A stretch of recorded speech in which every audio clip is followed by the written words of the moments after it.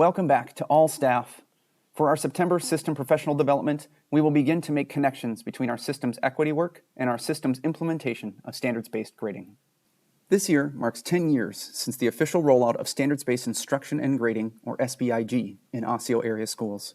As a system, we have in place a set of standards and practices that we adhere to in order to act out our beliefs about grading and learning.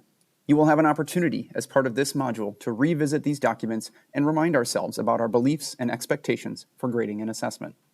During this month's work, and again in October, you will be introduced to ideas from the book Grading for Equity by Joe Feldman.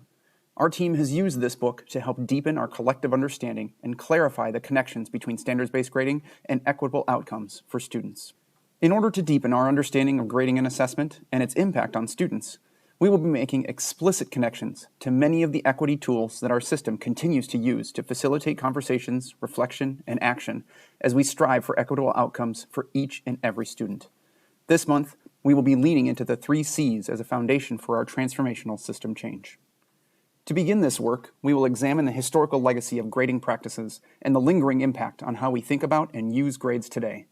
We hope to be critical of our own grading in order to begin adapting our practices as we learn and reflect on inequities that may exist. It is important to remind ourselves of our protocols for engaging in conversations about equity. In particular, we need to ensure that we are able to be honest with ourselves and own where we are in order to dig into our own beliefs and values as we work to make changes that will encourage and empower students in their learning. We know that as teachers, we strive to do our best, especially as we have all had to manage the previous school year in the midst of a pandemic and all of the challenges to teaching and learning that came with it. But there is hope that as we know better, now we are able to do better so that we can inspire and prepare all of our students.